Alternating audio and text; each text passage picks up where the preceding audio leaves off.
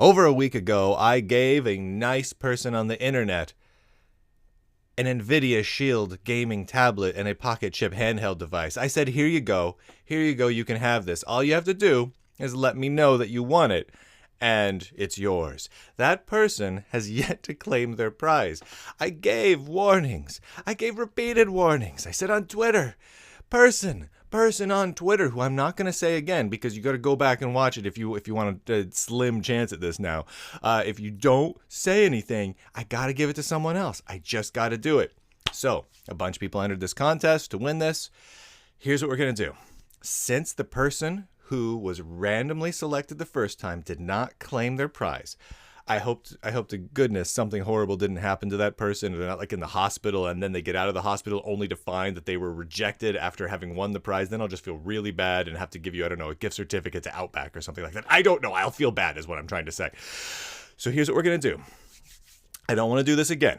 I don't want to give this out to another person who then doesn't claim it. So what we're going to do is this. I'm going to read off a couple of names here. The first person to email me, Bryan at Lunduke.com, to claim it from the list I'm about to read off is the winner. And this includes the person who won it previously. So everyone who will have been selected has a chance in this now. I'm going to read off three Twitter handles. The first is a guy named, I assume it's a guy named Logan Kane, at RockRoar on Twitter. There's also at CyberRunner23 and, oh shoot, where's the other one? Oh no, I'm profoundly unprepared. Where is that? There we go. And at 652012216, also better known as Austin.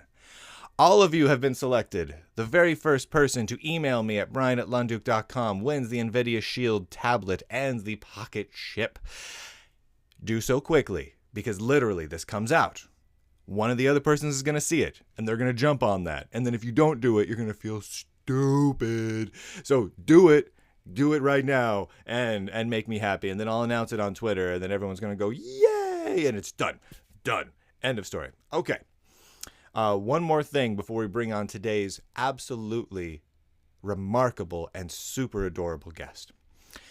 Later on this week, specifically like later today or tomorrow, I'm going to be rolling out my new quote-unquote show. This isn't really a show because I'm not putting a lot of time and effort into this. I was having a nice discussion with my good friend, the Linux Gamer. And you may have saw some of this, but one of the things that is difficult is that I just don't get enough time to play games. And not just play games, but to putz around with old stuff. I like playing with old things. It's my happy place. I like to load up a Commodore 64 emulator and play old Commodore 64 games, like Defender of the Crown on a Commodore 64. Oh, I could spend days playing Defender of the Crown on NES, Commodore 64, Amiga, whatever. Was there a Defender of the Crown for Commodore 64? Now I feel stupid because actually I don't think there was. I think the very first version was the Amiga version. But you get the point. That's from Commodore Incorporated, so it kind of applies. Anyway, my point is, I like to play around with old stuff, old operating systems. I like playing around with like an Apple IIgs. Apple IIgs, it's a really weird system. I like to fart around with it. Is there any productive value in doing that? None whatsoever. It doesn't help my career. It doesn't provide for my family. There's no value to it, other than I like to have fun. So what I'm going to start doing is once a week for at a maximum of 1 hour, at most. It might be shorter, it might be up to an hour. I get to play around with something old and funky. I get to play around with an old operating system. I get to play an old video game. And while I'm playing with it, you can watch me and listen to me play with it. And if I happen to know things about it, I will tell you factoids around it. If I know nothing about it, I will probably bullshit for an hour, and that will be all there is to that. There's no social value to this. If you enjoy it, that's great. And if you don't enjoy it, you can totally ignore it. I'm calling it Lunduke's Happy Place, because it literally is my entire excuse for playing around with something. So I'm going to launch that. It's just going to be here on YouTube for now, and that'll be fantastic. Third thing I want to say before I bring the guest on, I told you there was 2 things, but I lied because that's the kind of person I am.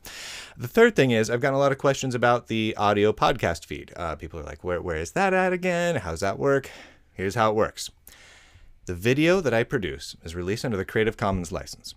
You can grab it right now from YouTube and watch it all you like. Totally great, hunky-dory, happy pants squeezy. If you want the audio-only show, that's only for my Patreon patrons. And the reason for that is it takes me a couple extra minutes to re-encode it and then upload it and blah, blah, blah, blah, blah. So anyone who subscribes to my Patreon for as small of an amount as you want, even just for $1, totally cool, because I don't want to gouge people here. They get access inside Patreon to a little link that is the full RSS feed for the audio version of the Lunduke Hour. You get them at roughly the same time that I post the video. So sometimes you get the audio version a few hours earlier than the video. Sometimes it happens right about the exact same moment. Once or twice, the audio version came out a few minutes later, but it's right about the same time. And the audio version is the complete video version, just with no video. That's all it really is. So you don't miss out on anything if you do listen to the audio version, because I know some of you commute, want to listen to the show. That's how you do it. Maybe in the future there will be a podcast link available publicly for people who aren't my Patreon supporters, but for the moment it's just for them. Patreon.com/Bryan Lunduke. I don't know. It's something like that. If you look around on my site, you'll probably find it. It might even be in the links here. That's how unprepared I am. Now, let's bring in today's guest. Today's guest is the one, the only, Matt, the Matthew Hartley. Say hello to the world, Matthew. Howdy ho. Londo says hello too. Wow, that is sexy. That is the best action figure I've seen in a long time. Talking about Patreon rewards, I was like, how cool would it be to actually just give away Babylon 5 characters, right? You know what? That would probably just like be push the them into thing. Well, you push them into the webcam lens. You got to bang on it a little bit because you got to get it in there, and it just comes out on the screen on 3D, right? See, now why not? That to me is an advancement in science that I can get behind, because most of these Kickstarters blow chunks, but if someone can produce technology that makes your screen shoot Babylon 5 action figures, I'm on board. Definitely. Obviously. Matt. Yes. This is the third time you're on the Lunduke Hour. You know what that means? What's up with that? You know what that means? What is up with that? No, what does that mean? You've been on this show more than any other human being, except for me. Any of them. Something about that. What is that? I don't know what's up with that. It's like maybe I've never left. Maybe I'm actually a robot you just keep in the closet. And it's like, you roll me out every once in a while, blow the dust off, get the carbon out of my system, I blow the dust off. I think you've also worn a different hat every single time you've been on the show. I like a little variety. I hate change, but I'm okay with a little variety. All right. Matt, can I ask you a question? A very personal question. Yes. Okay. Why the hell are you on my show for a third time? What are you doing here, man? What are you talking about today? I thought I'd just come on and babble. No, actually, I'm pretty excited about this. For how long have I been talking about doing this for a while now? I've been talking about for like the last year doing a Patreon. And so I finally got off my can and put a couple of ideas into practice. And so I've done so. It's basically /Freedom Penguin. That's how you get to it. Patreon /Freedom Penguin. Easy to find. And the whole idea, the idea was that basically, guys give it's a novel concept, and I want to talk about stuff that I'm excited about in the Linux space. Yeah. And then present the questions to the audience. They roll it around, and then they do huge diatribes as to why I'm wrong, which is cool. I'm good with that because I usually am. That you will be wrong a lot. That's how that works. Will be wrong a lot. Yeah. And then and then after that, so one video goes out about me being wrong. I do my wrong thing. People comment. Perfect. Then another video comes out. I'm going to come back and say, all right, I'm going to feature each individual comment from across the web, from Facebook, Google Plus, Reddit, and we're going to deal with my wrongness, and I'm going to basically take my comeuppance. I'm not kidding. I'm dead serious. I'm going to take my comeuppance. I'm going to literally Rocky that thing through. And then for my $10 patrons, we're going to have a Google Hangout to where we sit around and really, basically, I guess it's like a blanket party, where they put soap and a towel and they just beat me down with more wrongness. But no, we're basically going to look at some of the things that I've been talking about and actually discussing them at length, and is maximizing community involvement as much as possible. That's awesome. That's really awesome. Right. And just to be clear, for those who don't know a lot about Matt, so if you don't know about Freedom Penguin, freedompenguin.com. It's the .com, right? It is the .com. Always the .com. Always the .com. Because why would you have a .org or something like that? Other little domain thingies are stupid. .net's for weenies. I'm not gonna. Yeah. .net's for weenies. Definitely not a .co.uk because that's not even a real thing.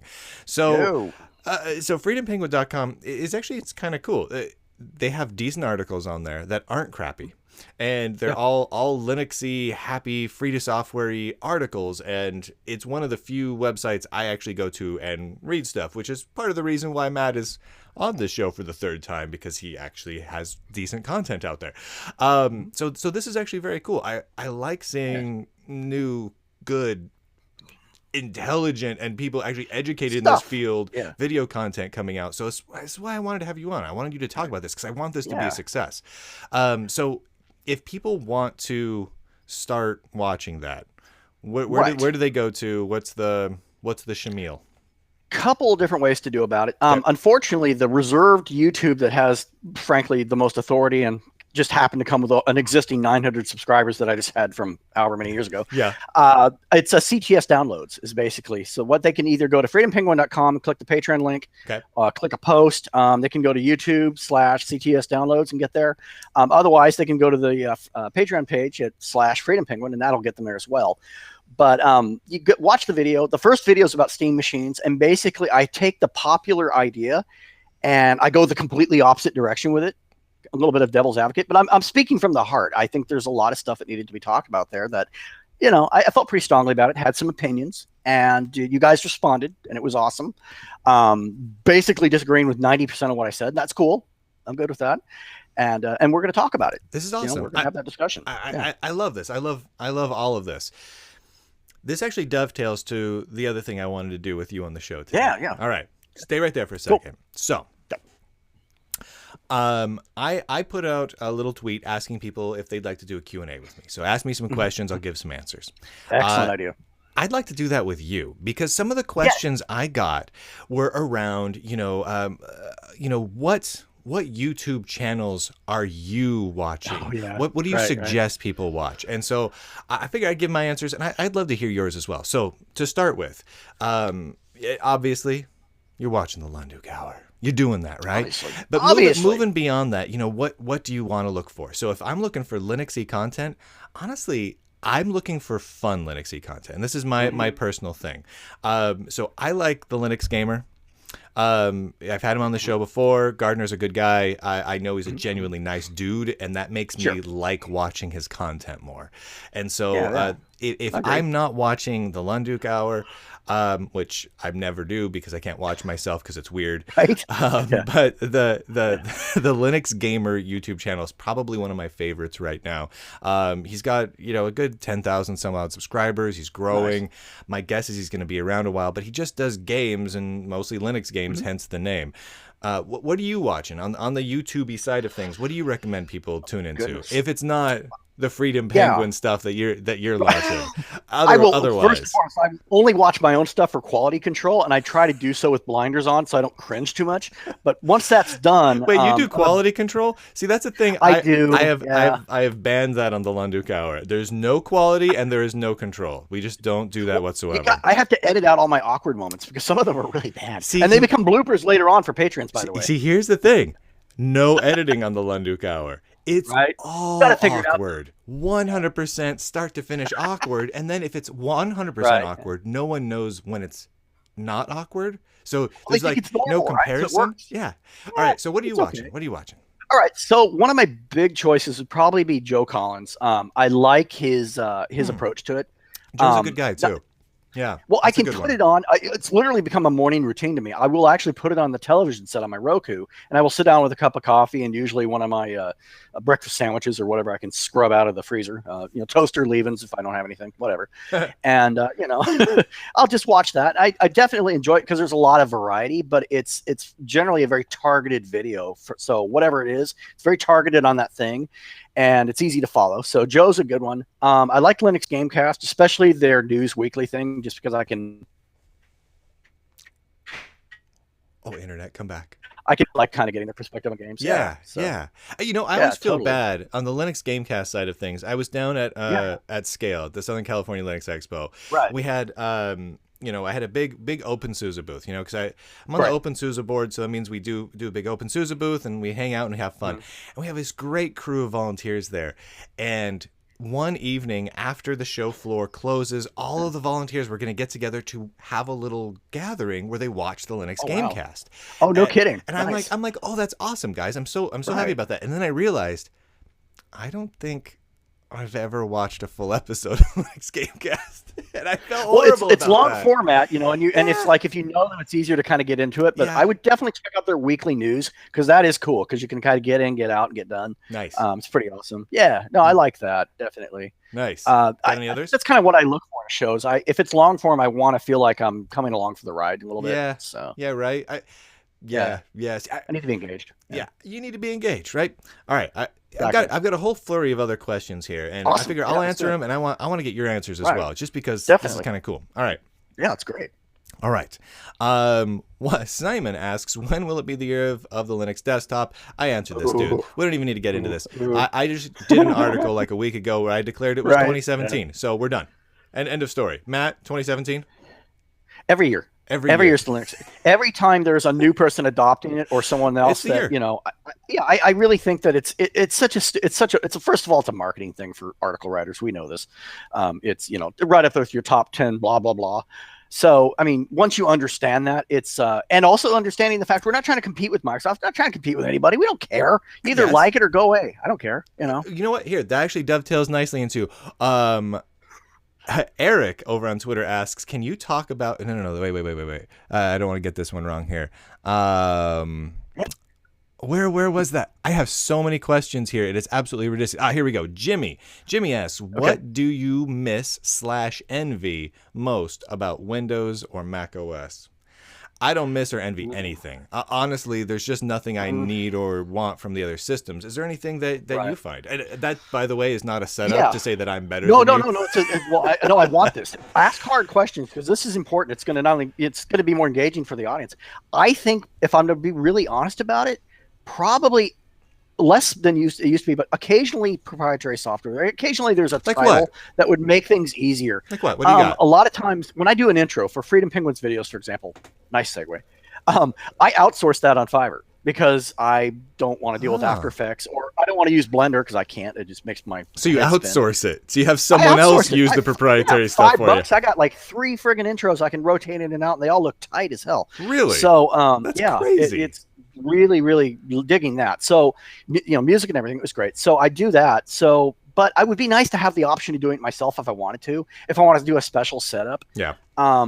Otherwise I can make it work with Wine sometimes, but occasionally I can't.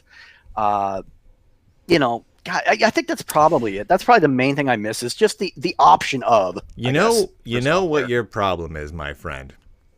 You try and do fancy things. That's the problem. Yes, but it's like I have to because it's like but I've toned it down. I mean, you've seen my one-off videos; those are ridiculous. Those are like 3 weeks of I need a life, and I toned it down. I reeled myself in. I pulled off the sugar a little bit and kind of toned it down, and it's about as toned down as I can get it because I have to keep myself engaged. Yeah, it's not just the audience that has to be motivated. I got to give a rat's butt. I got to be able to come in there and you know what it's like. You got to come in there and be like, oh my god, I'm doing a video and I don't care. Oh, by the way, the internet's freaking out right now, and it freaked out at the perfect moment to make a great face for you. I hope someone gets an animated GIF of that going on. It was just delightful. All right. Sean, what do you believe is the biggest factor or factors that stunt Linux operating systems from gaining mainstream popularity, for lack of a better term? This is my answer is fairly simple on this one. It's marketing. We suck at marketing. As a guy who works in Linux marketing, let me just be the first to say that Linux people suck at marketing overall. We have a couple of like little bright spots here and there. Occasionally, some really, really witty person cranks out an adorable music video, but I mean, realistically, we're just not that good at positioning it. Even the big dogs, even the big dogs within the space. Sure. Let's put it in the consumer space. Canonical, right? Canonical has a desktop operating system and a phone operating system, which is essentially dead now. They never really effectively marketed it. They had a couple of spurts where they did a really good job for a little bit, and they did a bit of a good job targeting specific niches, and I want to high five them for that. But the reality is they really kind of continually missed the boat on a number of other marketing opportunities. They just didn't position things properly. They didn't come up with nice advertisements, commercials, music videos, print ads, whatnot, that really grabbed people beyond Linux folks all that well. And it's not that that's something bad about Canonical. I mean, realistically, everyone in the space has that same sort of an issue. And that is the same thing with the open source projects that are not funded, the small ones, the little, like even like Debian. Does Debian do a great job of marketing? A good example.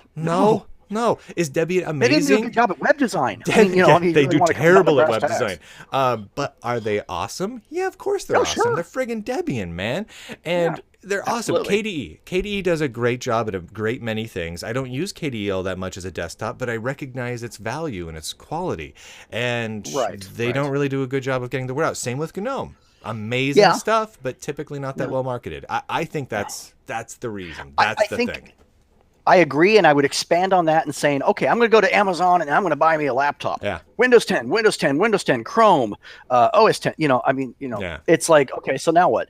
And we had this conversation on Lunduke and whatnot, or Linux and whatnot, or whatever we call it. Our old show. That was good times. Our old show, and we actually had that conversation with a couple of Linux vendors, and they expressed their reasons why they couldn't, and they were valid. Yeah. But it is an issue that they're not where people are shopping, and it wasn't presented well. Now, you remember going back in time to when they actually used to do the really crappy hardware, not these guys, but other vendors with Linspire, Xandros, all those types of things. You could get them at Walmart, you could get them various places, and they were marketed in a very bad way. Very badly. They didn't do a good way of explaining things. Not only that, but things were kind of flaky back then. Anyhow. It was a rough time. It was a rough time for everybody. Yeah. But in Canonical's defense, I would say that I have a from Best Buy in box of I think it's Hardy Heron with full instructions, really laid out well, explains the differences. It's fantastic, and it was there for probably a couple of months. They were selling it. There was no kiosk or anything. Right. It was a reseller, Sunsoft or Soft Sun or something soft that was doing it for them. They did a great job, but it wasn't enough. And it's one of those things where if you do that sort of thing, you have to do it long term. Because if you have it on the shelf for only a couple of months, it's not enough. It's not gonna stick with people. I think I have a solution. So you remember ShamWow, right? Who doesn't remember the ShamWow? Right? That thing was ShamWow incredible. pitching Linux. Right? I mean, that's a goalpost right there. Whoa. Come Sorry, back. stupid. Don't have this. It's gonna be awesome. I have no idea what you just said, but it sounded like a robot eating a fish stick. It was amazing. It involved ShamWow, so hopefully you can hear me now. It was about ShamWow. I can hear you now. All right. Yay, internet! Woo! Okay. So I did. Tim Chase asked. So I did an interview with one of the guys on the FreeBSD Foundation, and he was trying to convince me, a Linux guy, to use FreeBSD. So Tim Chase is asking, have you put BSD on anything, and if so, how did it go? So you know what? I did. I put FreeBSD on my testing laptop over there that. Typically runs a variety of different operating systems. It lasted for a couple of days. Really? Truth be told, it's not that bad of a system. It worked pretty well with the hardware in that little Lenovo laptop I test most things on right out of the box. The quality of the software was good and fine. The total overall selection of software I found was a little bit lower than what I needed. There were a couple of things that I wasn't able to get.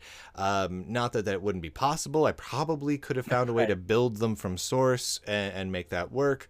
What I really came up to was performance was about on par with every other Linux distro I'd put on that machine. The selection of software was a little bit lower than most Linux distributions, and otherwise the differences in terms of actual usability were negligible. And so in the end, there was just simply no reason to keep using it. And I know that it sounds weird because there wasn't.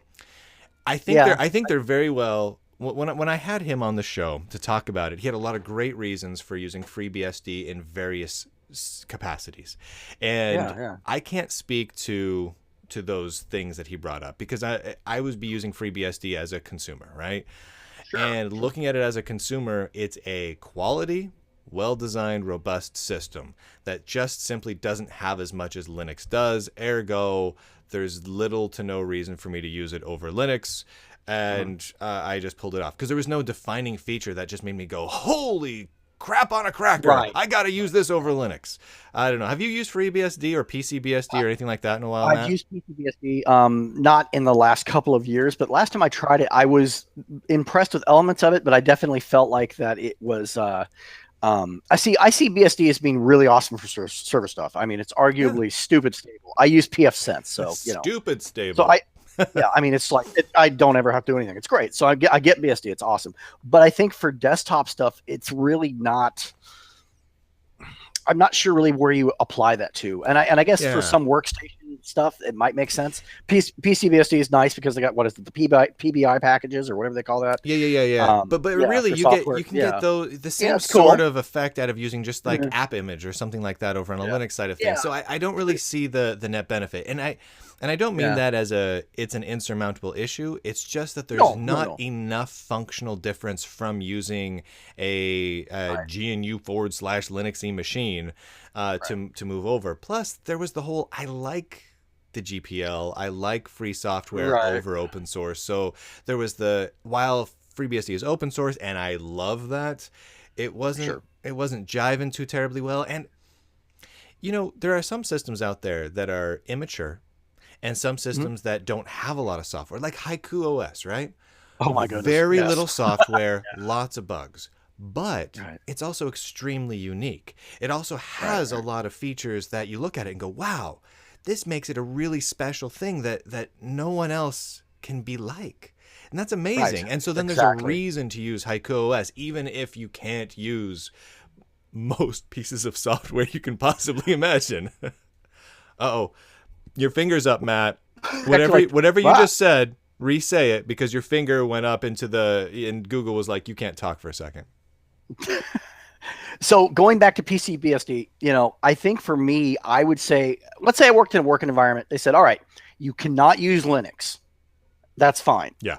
I'll use PCBSD. Problem solved. I would probably go that route. So, I mean, like as an alternative to Linux, absolutely. But is there an environment where, I mean, I suppose there's probably a couple, but most companies though that are going to say, yeah, don't put Linux on that, aren't going to go, oh, but FreeBSD or PCBSD, please use that. No, they're never going to do. No, they're never going to do that. But they didn't. You can be sneaky. Oh, I see what you're saying. This is why I'm self-employed, because I don't listen to people. I have the exact same problem. I have the same problem. Anyone tries to tell me what to run, I'm like, oh no, you didn't. I'm putting on whatever operating system I want. No. I'm running nothing but Amiga OS and an emulator from here on out, Buster. Side note, also, I would rather run Amiga OS and an emulator than FreeBSD. And it's not because I dislike FreeBSD. It's just that there's no, from a consumer, reason to use it. Anyway. My personal thing. It was pretty darn awesome. Let's see. Which distro? This comes from Srinath. Okay. Which distro do you hate more, Fedora or Ubuntu? Matt, Fedora. Why don't you take this one? Fedora. I'll just keep repeating Fedora all day long. Yeah. Fedora for real. And here's why. Yeah. So I have any Ubuntu, although they're desktop preferences. Obviously, I don't care for Unity. It's not my style. Prefer. Pretty much any desktop other than Unity, but Ubuntu's base is great. So I install it and I run all my updates. Then the very first thing I do is I start unchecking all the update boxes, leaving security checked, and I leave it the hell alone. And it just does its job. And I don't care. That's not a bad way to go. It does Oh, come on, internet. Distribution. Yes. No, I think I got the gist of what you were saying. So So I don't really use either regularly. I mean, really. Yeah. No, of course not. You have a system that works. Why would you? Exactly. And I have made equal amounts of fun of both Fedora and Ubuntu over the years, but for very different reasons. Fedora, I actually don't have a problem with. In the old days, there was like one or two releases there where Fedora's installers were terrible. And they would just break if you sneezed in the other room. And that was just the thing. But you know what? They fixed that. And they made it better. Oh, it is so much better now, man. And I am not a Fedora apologist. I'll give it a try. I'll try. No, I know that. I know that. You are the polar opposite of that. Yeah, I'm the opposite. No, you're definitely not. But here's why why I make fun of Fedora. It's fun. The Fedora people are so much fun to get riled up because they get riled up like nobody's business. And several of my very good friends work on Fedora, work in Fedora over in Red Hat, and when I make fun of Fedora, oh man, that's fun. Do you remember when? Because when Fedora does new releases, they don't really usually heavily market the consumer-oriented features of it. They just do like a list of package version updates, and cool code names too, and code names like Beefy Miracle. Right. Do you remember when you remember libturbo JPEG's release for Fedora, where they listed that as the #1 new feature of a new version of Fedora was as a JPEG library? And there's nothing wrong. I remember that. There's nothing wrong with anything they did. It's kind of like, but I kept thinking it's like there's an inside joke I'm not getting with that. I know. Okay, I know. It's cool. But, all right. I mean, I that was back when I was on the Linux Action Show, and that must have been our main content for 2 episodes running. It was just so much fun to make fun of the Fedora people for doing that. And so it's fun to make fun of them. They have really weird marketing, and that's fun. The Ubuntu people are, again, good friends. They produce, like you said, a really stable, good base system. I just constantly have strategy disagreements with Mark Shuttleworth. That's really all it comes down to. Is Mark just makes decisions where I go, no, Mark, you're doing it wrong. Right. And like the Ubuntu system, great system. The Ubuntu community, great, supportive, proactive community that does amazing work. But they just doing it wrong. Also, I can't stand Unity. I don't know. I don't actually hate either of them. Truth be told, there's a couple variant flavors of Ubuntu that are really quite nice. Ubuntu Mate is quite nice. Ubuntu GNOME is quite nice. Those are good systems, and I think people should give those a check out. And Fedora, use it, but make fun of it, because that makes me giggle. Yeah, definitely. Always. So Marcus asks, as a follow-on question to that, if OpenSUSE is your favorite distro, you bet your bottom it is, what would be your second favorite? And this is a really, really hard decision for me. I have two second favorites, and they're very different. The first would be pure Debian. I'm a big fan of Debian. It's been around a long time. Stable, awesome, configurable. You make out of Debian what you want it to be, but it's not like so far down that road that it's full on like Gentoo or Linux from scratchy. It's just, it's put together enough to make it easy, but not so much as to limit you. And I like that about Debian. The other option, the other side of things would be Elementary. And the reason I like Elementary is because I like that the people putting it together care so terribly much about the user experience. I agree with that. And it really impresses me what they've been able to accomplish. And so those are probably the two systems. If I weren't running OpenSUSE, it would probably a combination of those two systems. How about you, Matt? What do you got? What are you running right now? And if you had to nuke that off the planet, what would be your backup? Well, as far as my primary, obviously, is Ubuntu Mate. I actually have a few other ones, but my secondary distribution that I actually was running and would run again and do run on other secondary systems is Solus. Simply because the main thing that I disagree with their developers on a lot of different stuff, but damn if they're not pure. It's like they stick to their guns, and I love that. I also like the fact that yes, they're rolling, but they're damned careful. I like that too. I like that too. You're right. That's so I'm good. Not experiencing breakage. So I sacrifice a few things that might be important to me, but not important to others.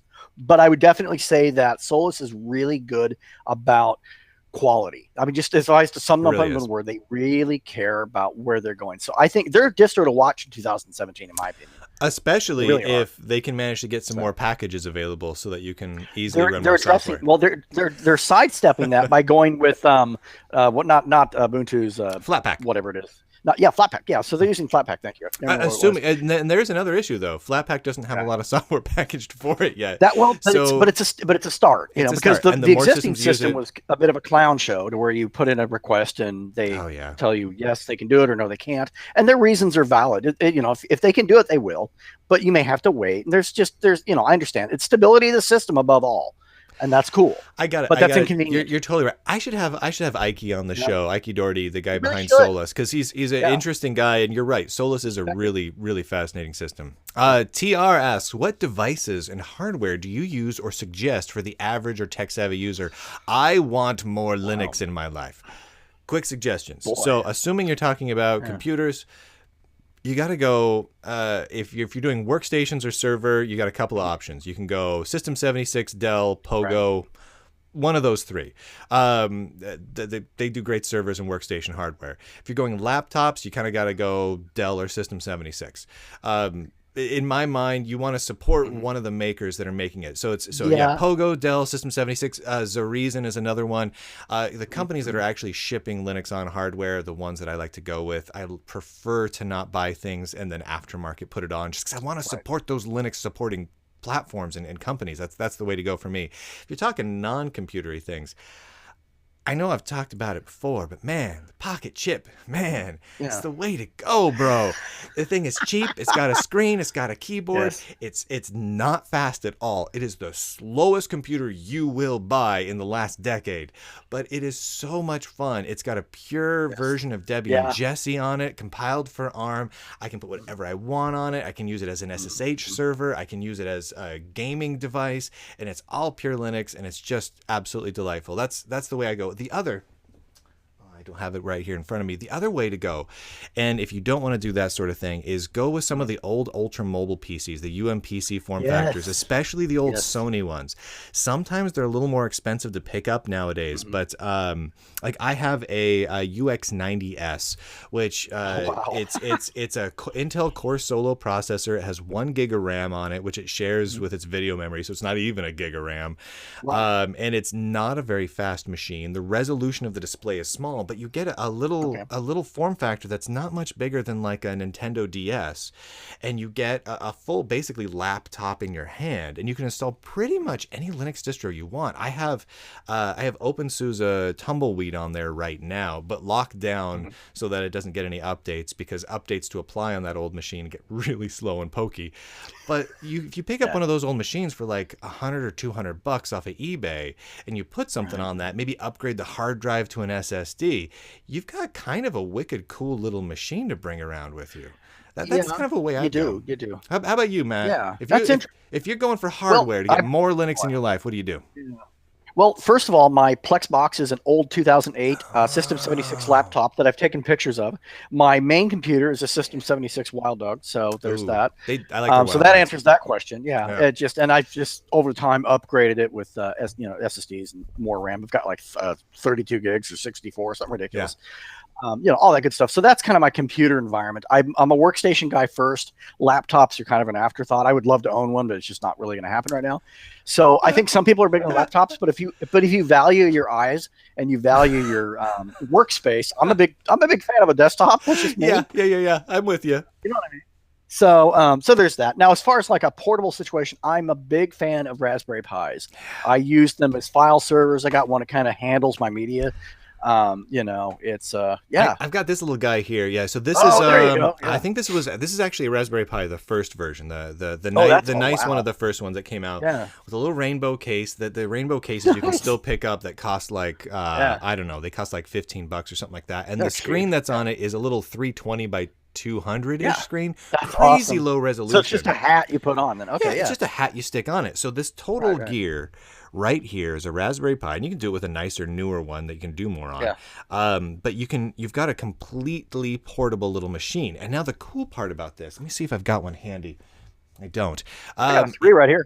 See, there you go. Yeah. You take those and you get a cell phone battery charger. The Raspberry Pis run off of those great because they don't take much juice. And even with this little screen on it, no problem. It pulls the juice right through the Pi. So I got one of those little ones. I want to say it's a little like 50 to 100 milliamp battery. I can run the Raspberry Pi off of that for about 7 or 8 hours straight. Awesome. And I can actually duct tape it to the back of the case here, hit a button on it that turns on the battery pack that's connected to the USB on the Pi, and I've got a completely portable device with a touch screen right here that basically is a full-on PDA, and then but wait, there's more. You take a little USB controller, plug it into it, and you've got take you with you anywhere, amazing little emulation machine for a total price of maybe $60-$70. Exactly. So, yeah, we got a Pi 2 downstairs running RetroPie, and I never get to play it because the controllers are always being used for whatever. I think my wife's doing Mario Kart, I think, right now. So that's just, all right. Has to happen. All right. See what else we got here. We got a couple more. We'll power through.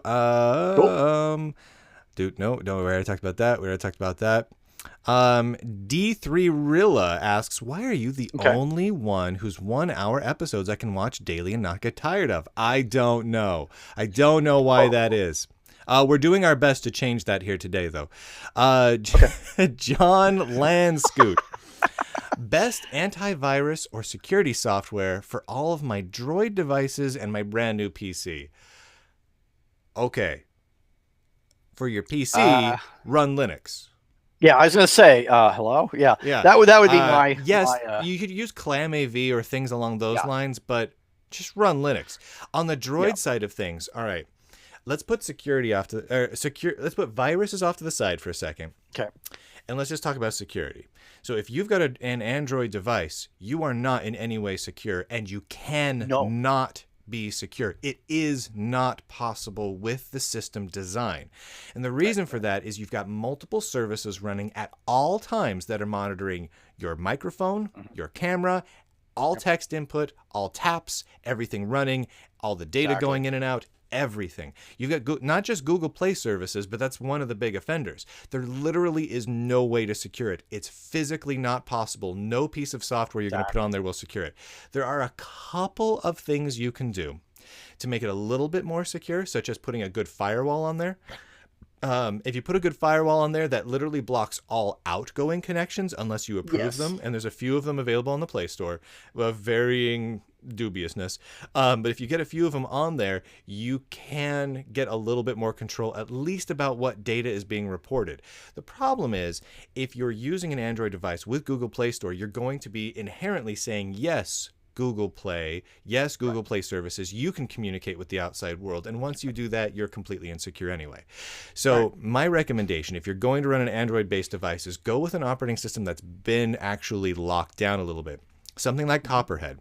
Copperhead OS is only available on a couple of Android-type devices, but it basically is Android, just the open source parts, all of the Googliness stripped off of it. So there's no Google Play Store. What you've got is F-Droid, and that is it, which is going to be very limiting for some people. But for other people, you're like, you know what? I can load up Firefox.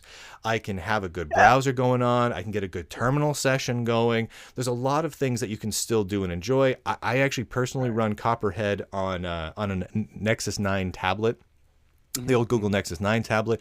It makes for a great, like, on-the-go, more Linux-y-ish experience, but only if you're really into spending time in a terminal with less total software. Yeah. That's just... So, what do you do? I assume you have an Android phone. I mean, I'm just assuming. All, I do. So first of all,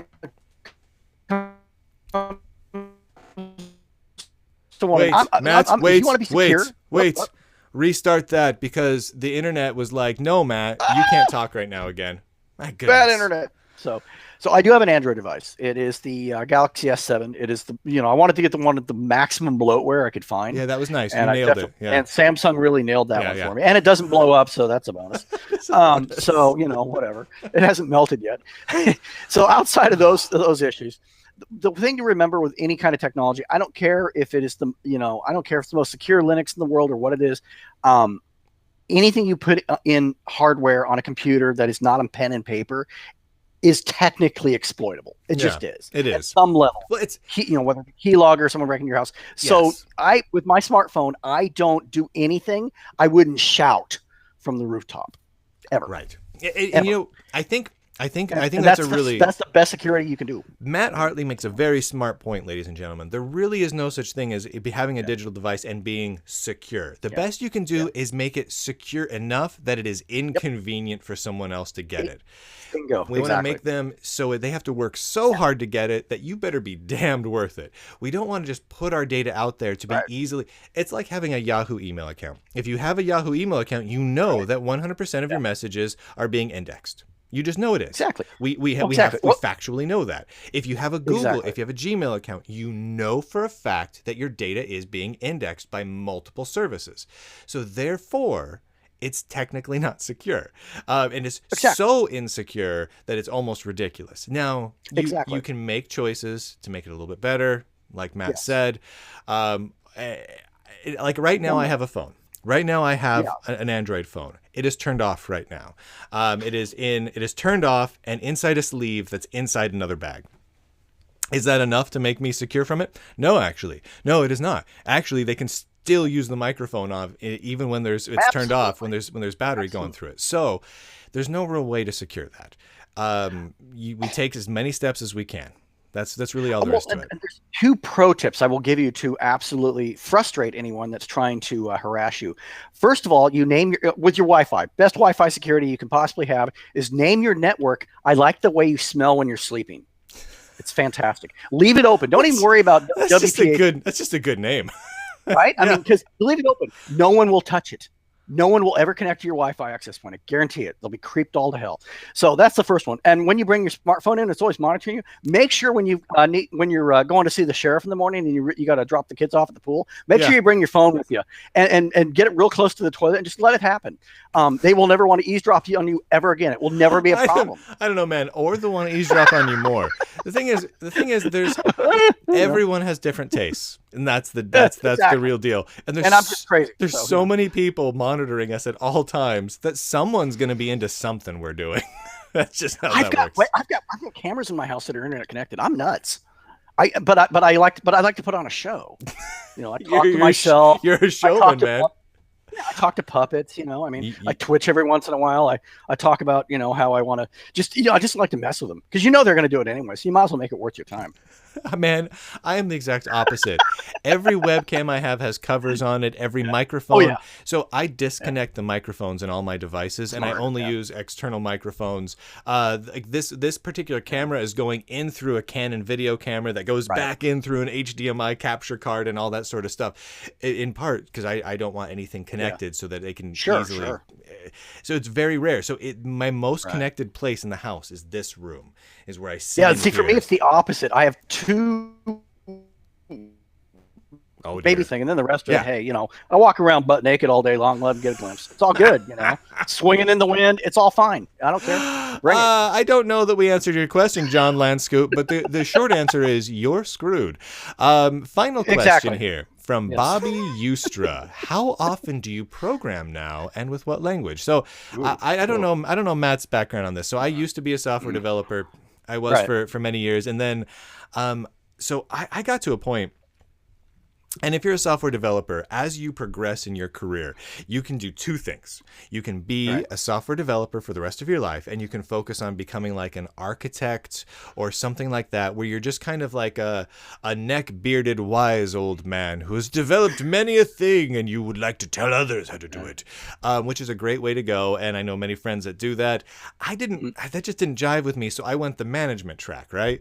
So I became a dev lead and a dev manager, and I eventually became a VP of technology for a couple of game companies, and there hit a point where I realized that was slowly sucking my life away, and my soul was just oozing out of my rectum. So I was really unhappy with how that was going. So I changed careers away from software development, and I sold off my software assets and all sorts of things. I just really downscaled and focused on talking to people. And you know what? I haven't really coded much in a couple of years, but lately, man, I'm getting the itch. I want to get back into it so bad, but I don't want to do it as a business. I have no interest, none, in going back into software as a business. I got the really cool titles. I planted my flag on that mountain, and that part of my life is over and in the past. So I do kind of want to code now, and I've been thinking about this for a bit. And I think if I'm going to start a new project for me that makes me smile and happy, I'm going to do something open source. Something open. It has to be free software. Whatever it is, it's GPL. But I want it to be bizarre. I want it to be quirky. Yes. So what I've been thinking about is actually developing something and I haven't decided the language yet, but I'm either thinking free Pascal, free Basic, maybe Smalltalk, just picking a language that is not applicable at all to a career. Like I don't want to accidentally point to, oh, well, I've been coding in, C or something like that, or Python for the last couple of years on this. Yeah. And then someone looks at that and goes, hey, I've got a job for you. No. I want to be coding in something that people haven't used for a career in decades, or never have. And so that's what I've been thinking about. So I'm actually thinking maybe use like Free Pascal, which is a nice GPL Pascal compiler, to make like, I don't know, funky ASCII style games for the terminal or something like that. Yeah. Just to goof off, have some fun, do things that I like that maybe only 12 other people on the planet will get into, but it may scratch that itch. Do you do any coding, Matt? Is that your thing ever? Man. The last time I coded anything, well, I mean, I badly do stuff with web pages badly, but that's never professionally. So it would definitely qualify there. But outside of that, I would say that I definitely have used to do some stuff with BASIC, like on an old TI 99 BASIC's 4A. awesome. People dog on BASIC too much. It's a fun language. Go to 10, man. Go to 10. Go to 10 like a sucker. It's awesome. Right? Yeah. So that'd be about it. Yeah, I'm not really into the whole coding thing. It makes Matt cry and want to smash things. Oh, it's it can be so much fun as like a fun side hobby. But like so to answer your question, you know, I don't anymore. But if I were, I would choose a language that would make most developers scratch their heads and make fun of me, and I'd do so on purpose, and I would laugh at them, and that's why it's like trolling them, right? Yeah, it is. So the very last question here that someone asked me, and I don't think this really applies to Matt, so I don't know if we'll go into this, but I'll throw it out anyway. It'll be fun. Eric asks, can you talk about your time at Microsoft? What did you do there? Were you allowed to use Linux at Microsoft back then? Wow. All right. To start with, Matt, have you ever worked at Microsoft? I mean, you're in the area. I have family works there, so I have thoughts, and I'll share those. All right. Here we go.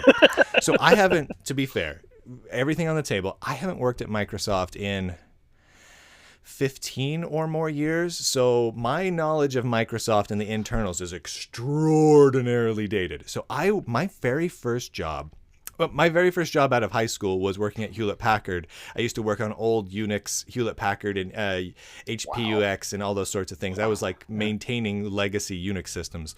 But my first real like software company job that wasn't like a support thing was at Microsoft.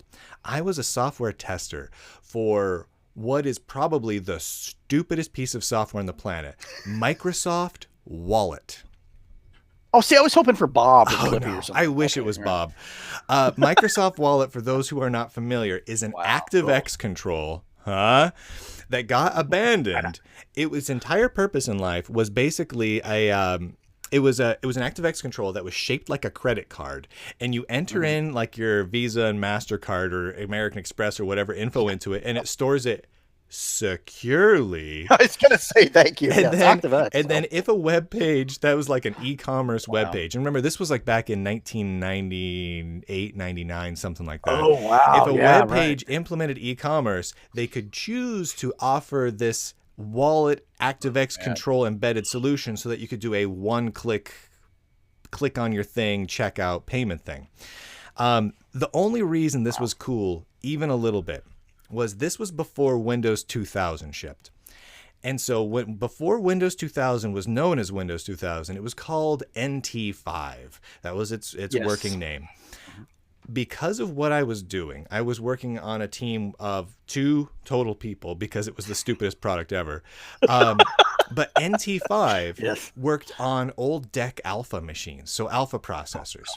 So I had under my desk a couple of kick-ass old DEC Alpha towers that I had daily builds of NT5 on, where my job was literally to install NT5 on a DEC Alpha processor every friggin' day and click a Visa button and make sure it worked. It was the worst job I could imagine. So that was my first job at Microsoft. I had many things at Microsoft. I worked on Windows Media Player for Solaris and Mac. The last time I was there, I worked on the Microsoft Office for Mac team. And this was when Mac OS X was not yet out of public beta. So this was like when the Aqua Mac OS X interface was first unveiled to the world and whatnot, and Microsoft hadn't yet come up with a version of Office that ran on Mac OS X. Yeah. So I was on that team, and I worked on the programmability stuff, so Visual Basic for applications and you know, programmability, an Apple script dictionary. I was one of the guys on that, and I spent a few years there. Yeah. It was simultaneously one of the most interesting and fun experiences and the Really? most soul-sucking and horrifying experiences. I would never go back.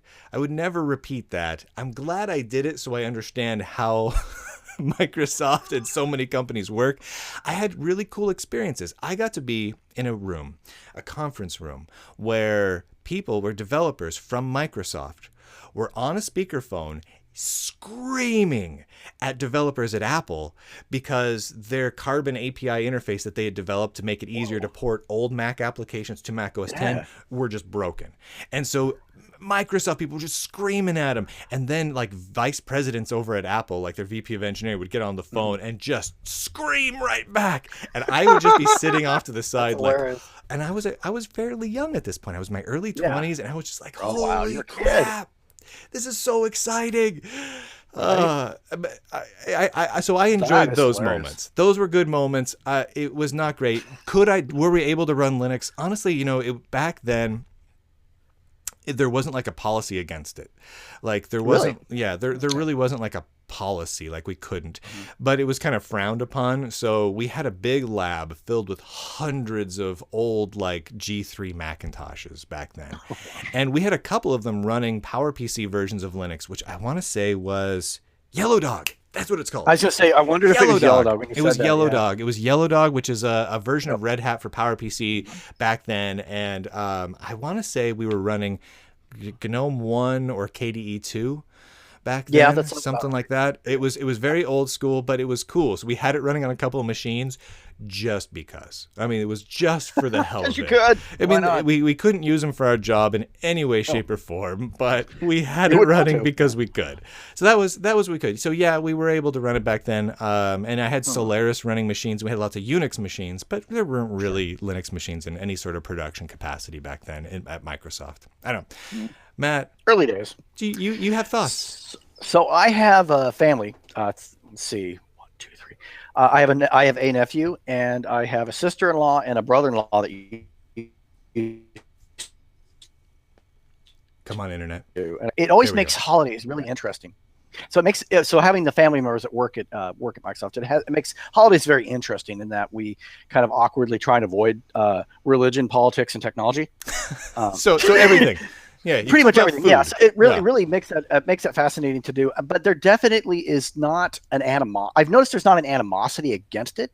Now, I have another buddy of mine that actually works as a contractor that works with Microsoft, and he is slowly hating it less. Hey, that's especially something.